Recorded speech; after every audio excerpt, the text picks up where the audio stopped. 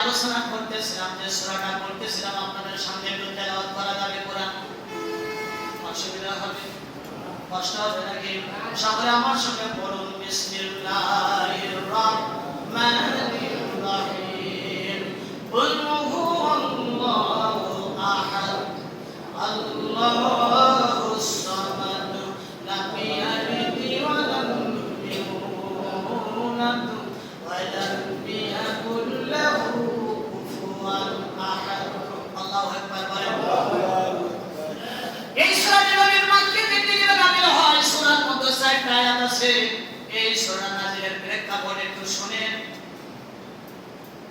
এই সূরাটা যখন নাযিল হয়, মক্কার কিছু কুরাইশ বংশের লোকেরা, কাফের মুশরিকরা আমার নবীর কাছে এসে একদিন বলতেছে, মুহাম্মদ সাল্লাল্লাহু আলাইহি সাল্লাম, প্রত্যেকের একটা নসবনামা আছে, তোমার আল্লাহর নসবনামাটা বলতে হবে। আমার নবী বলল, আমার নাম মুহাম্মদ, বাবার নাম আব্দুল্লাহ, মুহাম্মদ ইবনে আব্দুল্লাহ, আব্দুল্লাহ ইবনে আব্দুল মুত্তালিব, এইভাবে আছে। প্রত্যেকের আপনার নামের নসবনামা আছে না নাই? আমার নাম জিয়াউল ইসলাম, জিয়াউল ইসলাম ইবনে বাবার নাম হলো রওশন আলী, তার বাবার নাম হলো হামিদ মালিক, তার বাবার নাম হলো আকরাম আলী, এইভাবে আছে না নাই? এখন আমি যদি বলি আপনার নাম কি, বলেন। বাবার নাম কি? দাদার নাম কি? তার বাবার নাম কি? আর জানেন না? 3 জনের পরে সব ফেল মেরে গেছে। আপনি বলতে পারবেন আপনার নাম, বাবার নাম, দাদার নাম কি, দাদার বাবার নাম কি, আপনারা বলতে পারবেন না? কি কষ্ট হয় নাকি? আমি তাফসীরটা প্র্যাকটিক্যালি বোঝানোর জন্য কোনো না কোনো একজন সহজ সরল মানুষ হয়ে ধরলাম। এটা বোঝানোর জন্য আমরা মাত্র আমরা দাদার নাম পর্যন্ত বলতে পারি, কিন্তু দাদার বাপের নাম, তার বাপের নাম কিন্তু কেউ বলতে পারবো না। তবে আজকের অশোনার পরে কিন্তু বাড়িতে খতিয়ান বের করবে, জমির অবস্থা করবে, অনেক তাদের করে লাভ আছে। কাফির বেঈমানরা বলে, মুহাম্মদ, প্রত্যেকের নামের নসবনামা আছে, তোমার নাম মুহাম্মদ, তোমার বাবার নাম আব্দুল্লাহ, দাদার নাম আব্দুল মুত্তালিব, কিন্তু তোমার আল্লাহর নসবনামাটা আজকে এখানে আমাদের সামনে পেশ করা লাগবে। তোমার আল্লাহর নাম কি? আল্লাহর বাবার নাম কি? আল্লাহর দাদার নাম কি?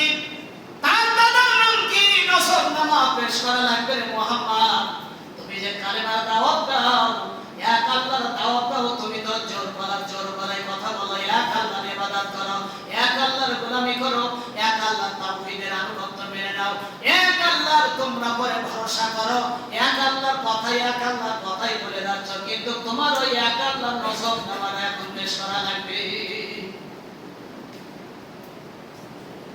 আল্লাহ নবীজি তখন তিনি তো চুপ হয়ে গেছে, নবী নিজের থেকে কোনো তিনি জবাব দিতেন না।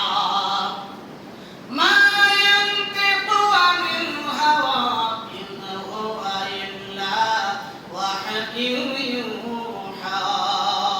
আমার নবী নিজের থেকে বানিয়ে তিনি জীবনে কোনোদিন একটা কথা বলেন নাই। নবীজি যত কথা বলেছেন সব ওহির কথা, আল্লাহর কথা, আল্লাহর পক্ষ থেকে যে কথা এসেছে সেই কথা নবীজি বলেছেন। আল্লাহ পরবর্তীতে জানাই দিলেন, এক পৃথিবীর মানুষ তোমরা শুনে নাও, আমার নবী যদি নিজের থেকে কোনো কথা দাঁড়িয়ে বলতো, ওয়ালা তাকাওয়ালা আলাইনা বা'দান ওয়াকাবি। আমার নবী যদি বানিয়ে নিজের থেকে মন ভরা কোনো একটা কথা তিনি বলতো, আমি আল্লাহ আমার নবীর ডান হাতটা চেপে ধরতাম, আর নবীর কণ্ঠনালী আমি আল্লাহ কেটে ফেলে দিতাম।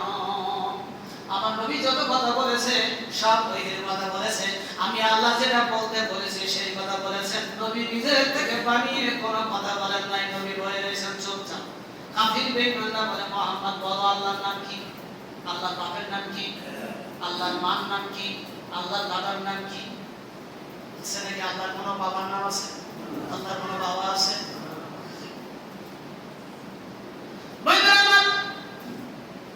অন্য একটা বর্ণনা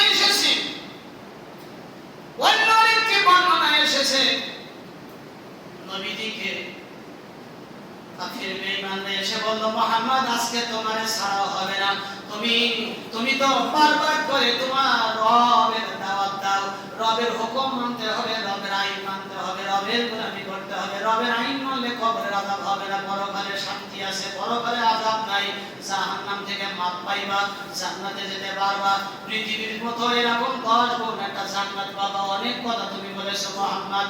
ও মুহাম্মদ, আজকে তোমাকে বলতে হবে, আমরা যারা দাঁড়িয়ে আছি তোমার সামনে, আমরা তো মানুষ, মাটির তৈরি, জিনেরা তো আগুনের তৈরি, ফেরেশতারা নূরের তৈরি। ও মুহাম্মদ বলো না, বলো মুহাম্মদ তোমার আল্লাহ কিসের তৈরি? সময় তো শেষ হয়ে গেছে, হয়তো আমার কথা বলতে পারলাম না, কিন্তু সময় তো শেষ। এর পরবর্তীতে নবীজি চুপচাপ হয়ে রয়েছে, নবীজি শুধু তাকায় উপরের দিকে। আল্লাহ বলল, জিবরাইল দেরি করিস না, যা যা, আমার বন্ধুকে ওরা অ্যাটাক করেছে, বন্ধুকে অপমান করবে। না না, আমি আল্লাহ, আমি চাই না আমার বন্ধুকে কোন কাফির বেঈমানরা তারা আঙ্গুল তুলে কথা বলবে, অপমান করবে। এ জিবরাইল তুমি যাও, তুমি যাও, সূরা ইখলাসটা নিয়ে আমার নবীজিকে উপহার দিয়ে দাও, আর আমার নবীজিকে এই সূরাটা তেলাওয়াত করতে বলো।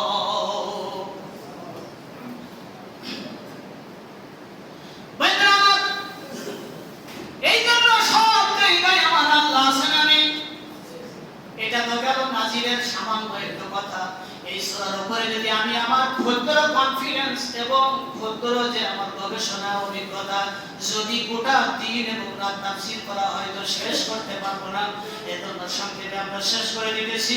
সূরা ইখলাস এমন একটি সূরা, ছোট্ট সূরা হলেও আল্লাহ রাব্বুল আলামিনের তার গুণ, তার জাতি নাম, তার তাওহীদের কথা, গুণাবলীর কথা, তার যে নসব নামার সব কথা আল্লাহ রাব্বুল আলামিন ছোট্ট সূরার ভিতরে এটা পৃথিবীর কাফের বেঈমানদের জবাব স্বরূপ আল্লাহ নাযিল করে দিয়েছে।